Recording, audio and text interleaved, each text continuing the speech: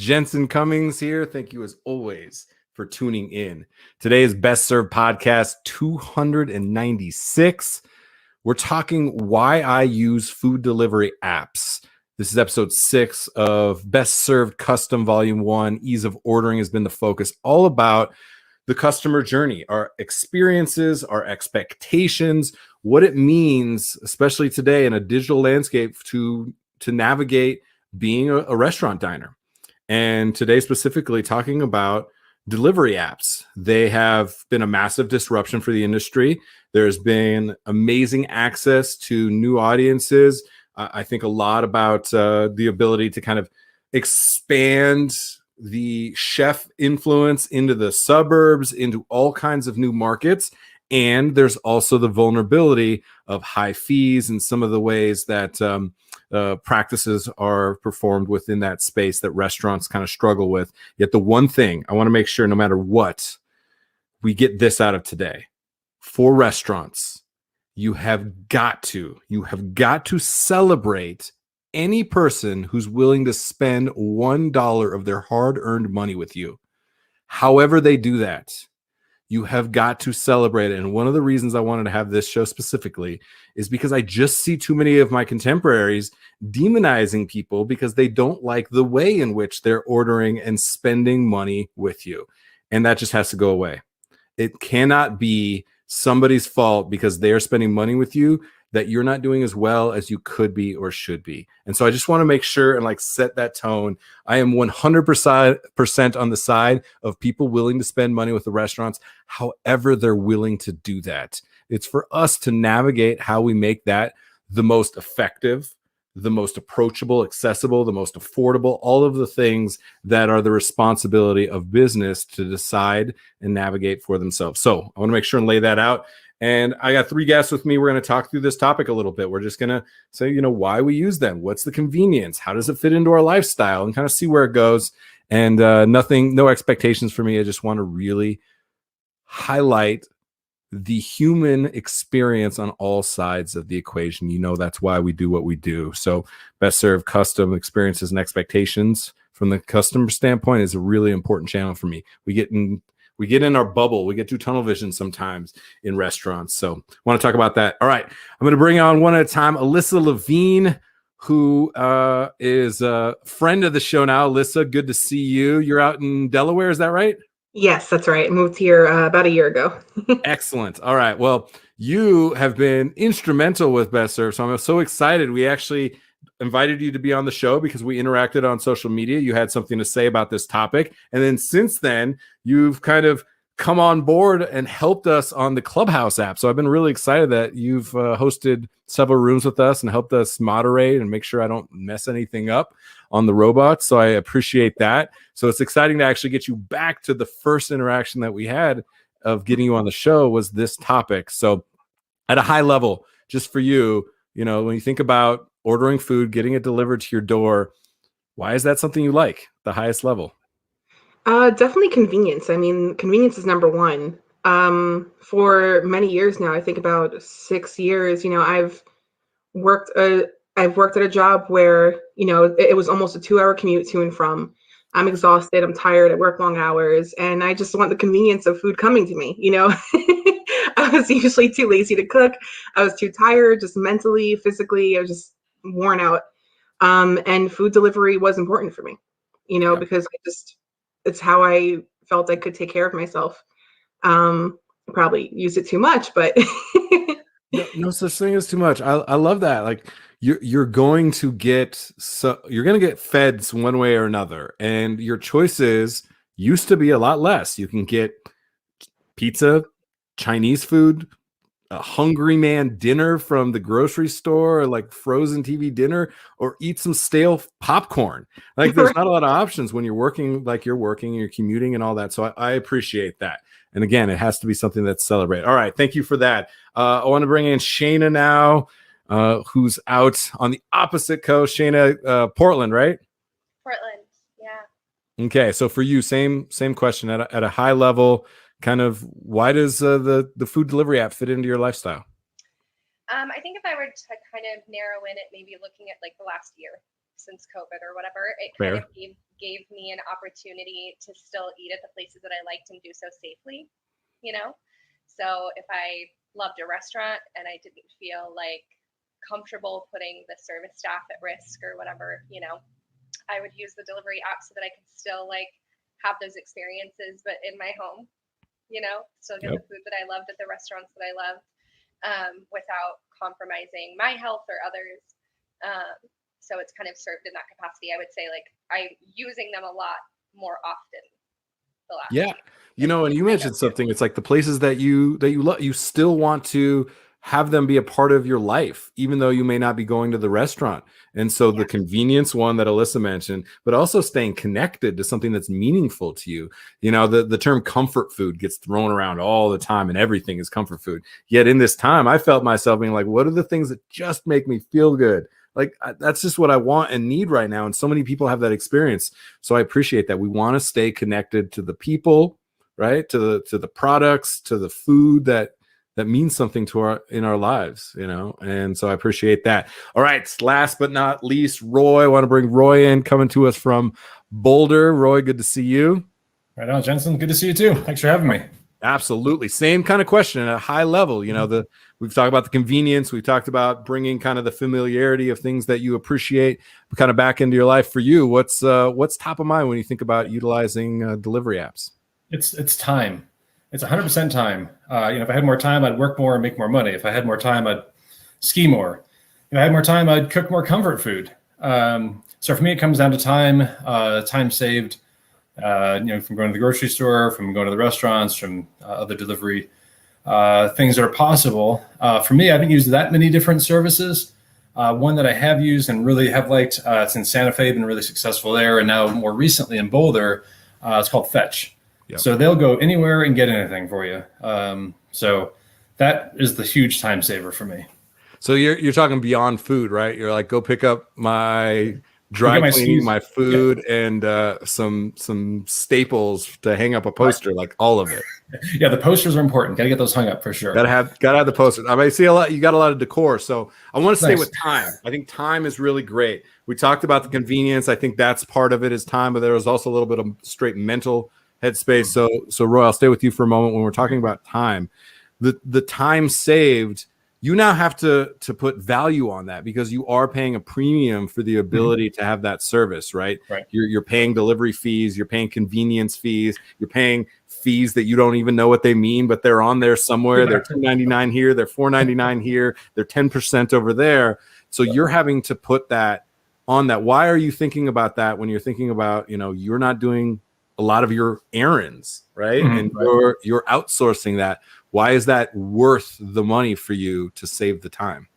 It's a few more minutes with my 5-year-old son, Charlie. That's worth it. Or maybe a few more minutes just cleaning up after my 5-year-old son, Charlie. That's worth it. Something I did last week, ordered Indian food from my favorite place, Tandoori Grill, not terribly far away. But while the Fetch driver was there, I had him go around the corner to Petty John's Liquor and pick up some beer for me. So getting a couple different stops from one delivery driver does help bring those fees down in total when you kind of start talking about doing a couple different stops. And I guess more time with the family or cleaning up after my family, whatever it is. Yeah. I appreciate that. Now I'm like, man, just getting food delivered doesn't seem like enough. I want Not some enough, beer, man. Be more delivery as well. Let's stick with time. I want to come, Alyssa, back to you because you mentioned kind of the convenience factor, which feels like at the front it's time a little bit. So the time that it saves you, what's the value of that? I mean, you're making the commute, you're hustling, you're working the job, like you live on the East Coast, it's expensive, so like you have to allocate your time and your resources and your money wisely. So talk about time as kind of the asset, the variable in this equation. Yeah, I was just, to be honest, I had started to get very burnt out for a long time, and I just wasn't doing things I should be doing, like cooking, and it was just too hard. And I guess to kind of keep myself afloat, I needed to order in. Like I didn't have the energy to go out. I didn't have the energy to cook. I didn't have the energy for much. And I had so little free time before I had to go to sleep for the next day, that it was the only way I could really manage.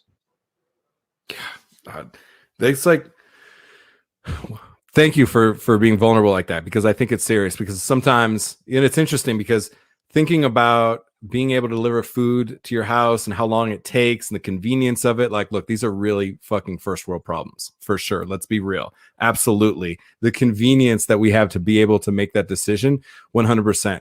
Yet sometimes you're just exhausted, and like to force yourself to do something that you know is what's expected of you, what you're supposed to do as an adult, and you just don't want to. I completely understand that, where you're just like, somebody just do the work for me and like let me just be, whatever that means. If it means like being able to eat something, being able to spend more time with the family.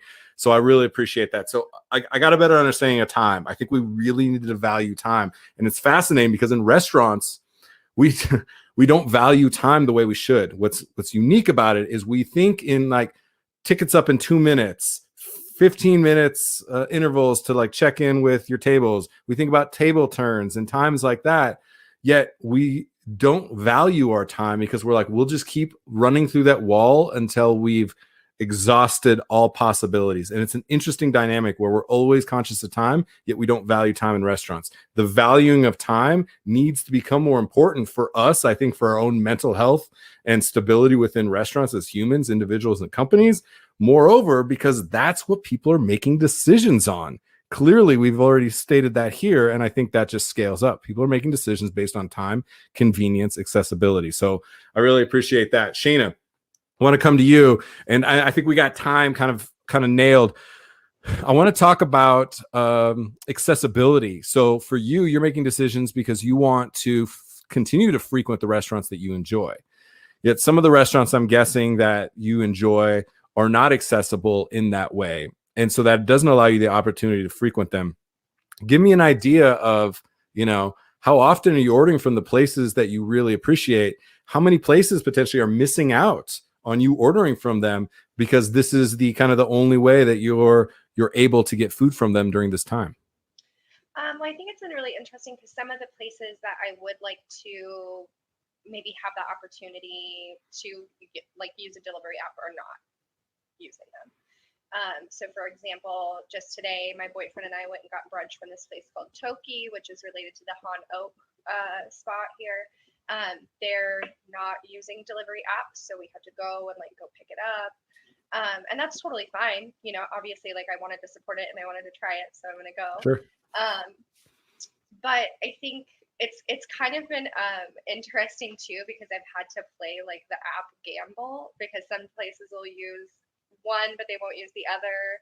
So it's kind of trying to figure out okay, I want this particular place, how do I get it?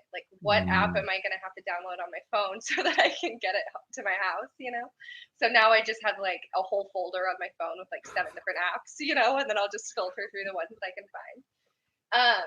That's a lot of, hold on, let me hover on that for a moment. Yeah. You are somebody who really appreciates and has worked in the industry, so you kind of appreciate and have relationships and all this. You're spending a lot of headspace, a lot of brain calories just to figure out how to do that, which makes you a unicorn for restaurants, because most people go, no, that wasn't easy. Next, yeah. Right? So I'm a hyper-focused person on something that I want, So the second that I get the craving, I think there was maybe a couple months ago or whatever, where there was this one thing that I wanted, and the only app that they use, or delivery app that they use, is Caviar, and that was the one that I didn't have. So I was okay, well, I'll download Caviar. I gotta sign up for this whole thing, But if it connects me to that thing, and now I just know oh, if I want whole bowl, I have to go to Caviar, now I just kind of gravitate towards, okay, so you have to keep a mental catalog of all of the places that you appreciate and all the places that the apps that they're actually on. Yeah, I'm going to start a spreadsheet. I know. I was just about to say, it feels like that is a weekly newsletter that's distributed around the Portland area, right? It's pdxrestaurantdelivuryapp.com, and people need to go there to find that, because there's a lot of time and effort spent. And then on the restaurant side, this is a little bit of a vulnerability, because we just expect people are going to spend this much time and effort. And you are definitely atypical. Not most people are going to spend that much time and effort to find them, because they don't know where you are. You got to make it easy for people to find you. You Yeah. know, Well, and I think, I mean, like one of the like valuations that I think I found on, or at least through the apps too, is that I'm a creature of habit. So like I will eat at the same places a lot, you know?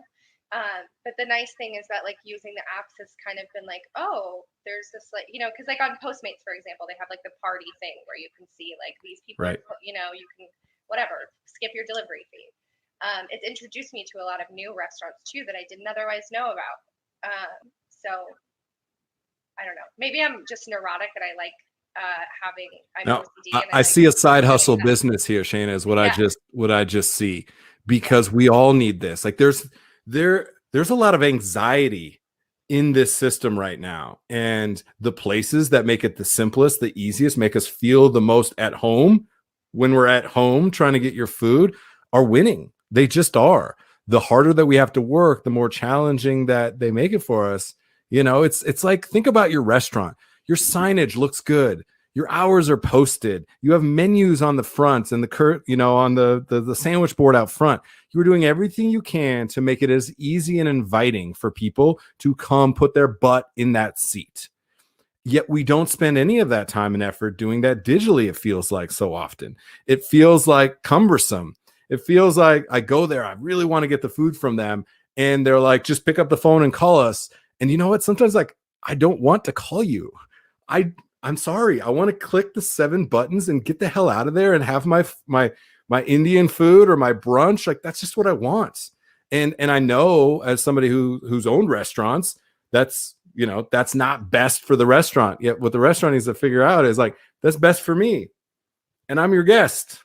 Invite me in wherever I'm willing to spend money with you is so important. So I appreciate that. Roy, I want to come to you. Same kind of thinking when it's like, certain restaurants are missing out on your money. Certain restaurants they don't even know. Like I just mentioned the example of walking by the front. Restaurants all the time will wait out front. We'll watch people walk by. We'll try to understand who they are, what's going on. We'll put tables at the very front to create a fishbowl so people see people interacting with the food, having a great time. And when people walk by, we go, what is going on? People are not coming to us. We'll peek our heads out and see the restaurant on the corner is super busy. It gives us an opportunity to learn and try and evolve our game. We don't see that. We just see that somebody never ordered food from us. We never see that lost interaction. So I'm fascinated in that. I don't know that there was a question there, Roy, but for you, thinking about places that are potentially missing out on your business, what are your thoughts there? I guess first, Sean, I love it. I love that you have a spreadsheet organization around it. It's very much kind of my same mentality. But oh man, I don't want to deal with that. I won't take it as far as you did. Congratulations to you for doing that. Oh. But I just won't make that much effort to order food and get it in. Again, let's jump back to Fetch for a second. They'll go anywhere and get anything. So they'll go to any restaurant, any grocery store, or ski shop to get skis, whatever it is. So that does make it easier to kind of avoid. So that is why that's the one app I've been using a lot lately, and I've kind of dropped off on the other ones. Just making it easier. And I guess maybe that kind of gets a thought to my mind is that the drivers with Fetch actually call the restaurant and call the order in. So curious on your side, Jensen, on the restaurant side, what's that look like for receiving the order via phone call instead of some other conduit? They call in the order for you? Yeah. So on my phone, I'll order everything through the app. Click a few buttons. Keep it easy. But they'll receive that and actually call it in. Then you get the timing best between the driver and the restaurant. So curious what that looks like from your end. They're like a concierge. They're like making your reservations for you. Right. Oh, that's super interesting. Well, a couple of things I think are interesting because the timing is there. It also creates the potential for a stronger relationship. One of the things that's a real issue is driver-restaurant relationships. The restaurant feel like that driver is taking their tip. The restaurant feels like that driver doesn't, walk in and is aware of their space. They just walk in with a red bag, waving it around, standing there awkwardly in the way of other guests. So there's a little bit of an issue there. That calling in the order, it seems like the driver has to take a little bit more ownership of that order, which potentially has it feel a little bit different in the interaction. It's kind of their order versus some random nameless, faceless person who looks at X address and I swiped to accept the order. So I'm interested there. On the flip side, one more layer of communication is another layer to miss the baton handoff. So I'm interested in that. Just have you seen the positive sides of maybe a potential better relationship with the driver on your side of the restaurant? And on the flip, has there been moments where something gets lost or didn't get ordered or didn't get, they didn't check all of the items that you had? Yeah, I guess anytime, I come from like an operations management background. So anytime you have a human being in the process, there certainly is that potential, right? Machines and that kind of thing, they work. Humans certainly have the potential to screw it up. Always. But, sorry, humans. But the nice part is there's the constant communication between driver and customer. So there's kind of text messaging back and forth. So if they get to the restaurant, like, hey, they actually don't have this, do you want that kind of thing? So it is, I think you used the word concierge or just more customized in that respect. Yeah. So it's, my experience has been the positives have far outweighed the negative. I haven't had any negatives yet. And just for some scale, because now I want to do some like quick math in my head. How many orders, pickups would you say you've done over what period of time? Give me an idea of the scale. I'm fascinated. So, Fetch is pretty new to both. They're really kind of starting Christmas time, roughly mid-December. Probably 20 at this point. Okay. Myself. All right. So I want to stay in touch with you because I'm really fascinated. I love the idea of bringing more hospitality and humanity into the process. I'm also interested, like you said, like the robots do make it a little bit more seamless, even though we've all had massive issues with the robots fucking everything up with our orders and with all kinds of stuff. So I think there's issues on all sides. I'm fascinated in that though. I think there's something there to. Our last episode was called Curbside with a Smile because I'm interested in how we keep hospitality in this process. I think there's an opportunity. I think we're missing it a little bit. So I appreciate that. Hospitality. Alyssa, something I want to bring to you because I want to end with this. What is that feeling? Do you feel disconnected more so if you use an app? Do you feel like if it gets my food there, then I'm good? Like, give me an idea of your expectation as a customer when it feels like a seamless interaction. Is it a cold interaction? Is there hospitality somehow in that process for you? Give us an idea there. I do feel a little bit of disconnect because the reason why I love eating out is the experience, of going to a restaurant and trying the food and talking to the staff and really getting to know, the restaurant and the people there.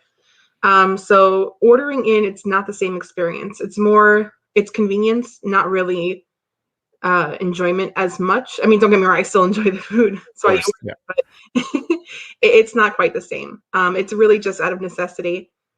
And I will say I do feel some guilt using it because I know that they take a large percentage from the restaurant.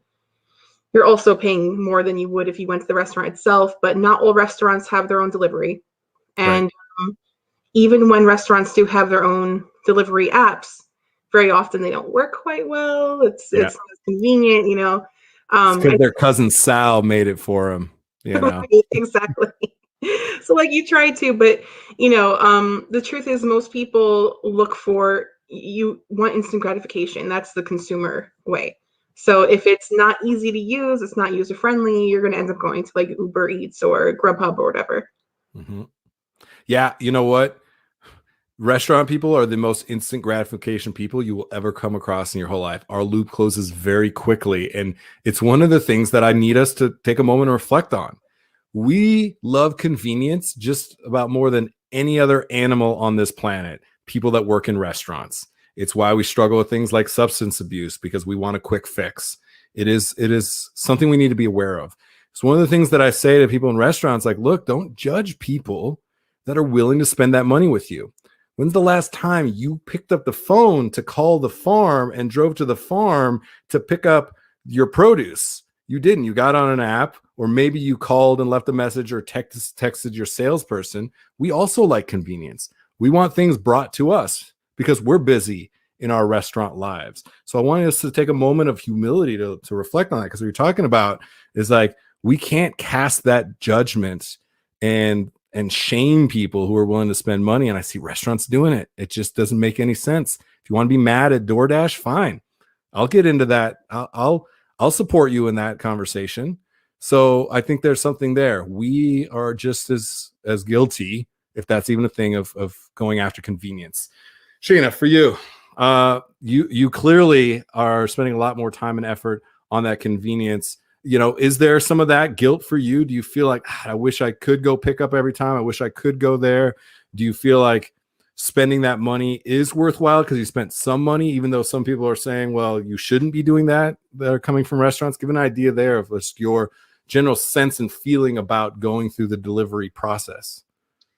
I will kind of echo with Alyssa that I definitely do feel a sense of guilt, because I don't think that being out of the hospitality industry for as long as I have now, it's been quite a while.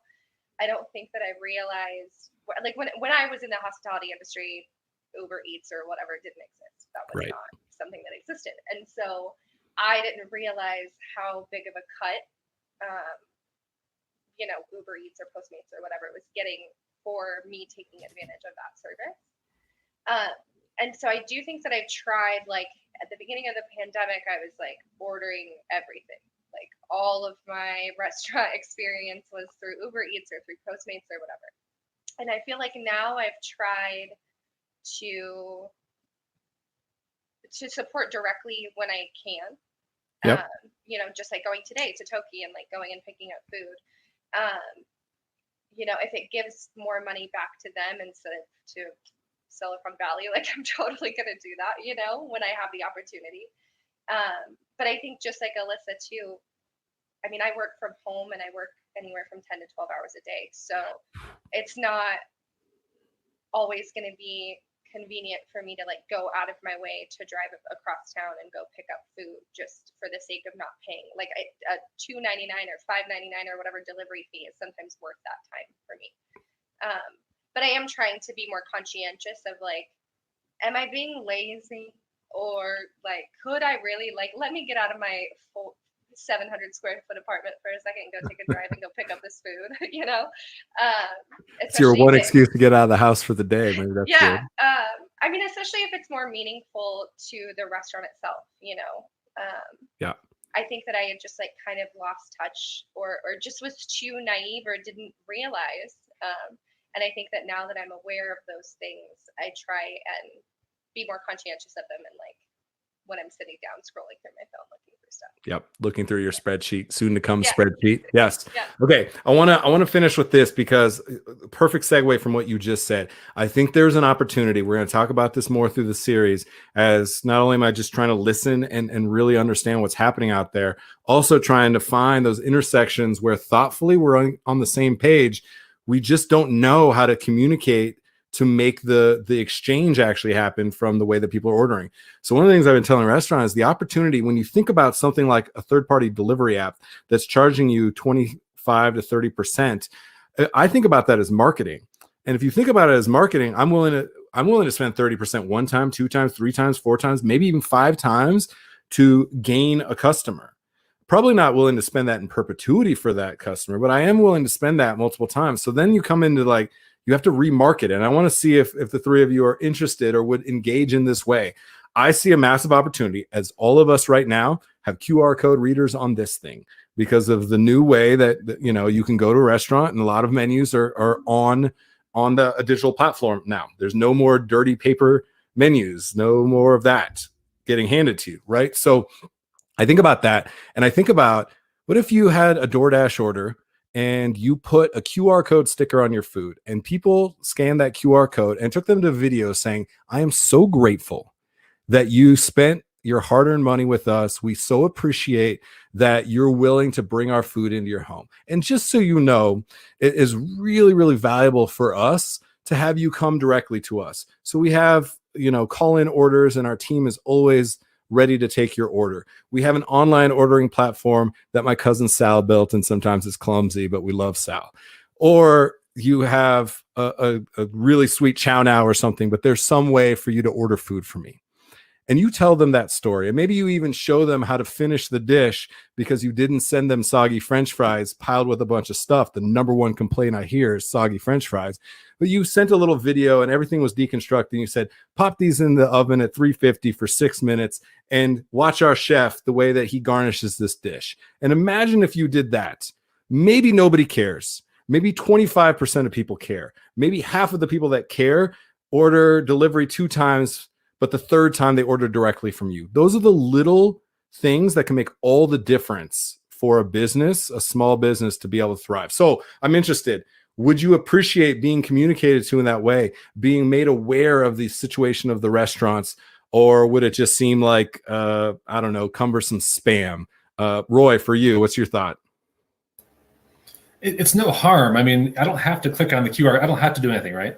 That's right. So it's all upside. Then it becomes a math problem. Like, okay, some percentage of people actually watch the video, some people actually act on it. But I really like the way you were talking about the food prep. I ordered a boatload of food from Tenderry Grill last Sunday night, and I had lunch for like 2 more days afterwards. Yeah. I put Marsala sauce on my eggs the next morning, and it was awesome. These kind of things, I would love to see a video like that. Like, hey, you got this? Try that kind of thing. That'd be great. All right. It's coming up in a couple of weeks. It's called Plating Like a Chef at Home. It's the idea of how do we have people finish this without them having to feel like they all of a sudden got a meal kit and they're like, why did I spend all this money for me to cook half the dish? So there's a little bit of give and take there. Alyssa, for you, same kind of question. Is this interesting? Is this something you'd engage with? And then also everyone, the other two gave shout outs. Any restaurant you want to shout out? Because we'll tag them for sure. What's your favorite place to get delivery food from? Yeah, I like that idea. It's really cute. And, speaking from a social media perspective, because, social media for restaurants is more what I do. I think that's a really cute way to kind of get people to want to be involved. Because like you asked me earlier, do you feel disconnected? And yes, because you're not dealing with the restaurant. Right. And that's just a really cute way of kind of keeping that connection between the customer and the restaurant, So I like that. And one restaurant you want to shout out. I want to make sure somebody out there in Delaware or in the city gets some love. Let's see. In Delaware, I don't order. On the spot. This is tough. Right. I do get a lot of food from, let's see, a couple places. Great China restaurant. I like them. Number One Chinese, I think they're called. And back in Brooklyn, I know I didn't order delivery to my home, but to my friend's apartment. Bar Crudo was great. So there's just a few. Nice. All right. We'll get them all tagged up. We want them to know that they matter to you. So yeah, Shayna, same kind of question. Is this something, or maybe the QR code goes directly to your spreadsheet and say, hey, check out all the amazing restaurants in our neighborhood. And by the way, Shayna put them all together. You can check them out. Yeah. I talked about in one of the last episodes, I think every restaurant should put out their top 10 restaurants to order food from. And only one of them is them, because then you're cultivating community. Then they might not order from you every single time, but they'll come to you to look to where to go. And you have the attention that gives you opportunity. So I'm a big fan of maybe where your side hustle is going, Shayna. But for you, would that be interesting? I think it would be really interesting. I kind of zeroed in because I was like, oh, in my brain, I was thinking it. And then Alyssa said it. I was like, that's super cute. Like, I just kept thinking, like, adorable. That's really all I do is cute shit all day. That's it. I am a sucker for cute shit. So, like, for example, one of the restaurants that I order from, and I think I haven't quite figured it out, but I did take a drive to try and find a location. But I think that they're in Portland, and it's just like a commissary kitchen situation, because when I drove to the location, there was like nothing there. There was no brick and mortar. But it's this spot called Crispy Rice, and they have like their whole, because I think like some things that restaurants kind of miss the mark on is like when you order food through an app and then it just shows up in like this dingy ass container and it's like all kind of slopped in there, and then you're like, oh man, like. Mm-hmm. I remember eating this at the restaurant and it was like so pretty, and now it's just like sloshed around in someone's Kia Soul for 20 minutes. Yep.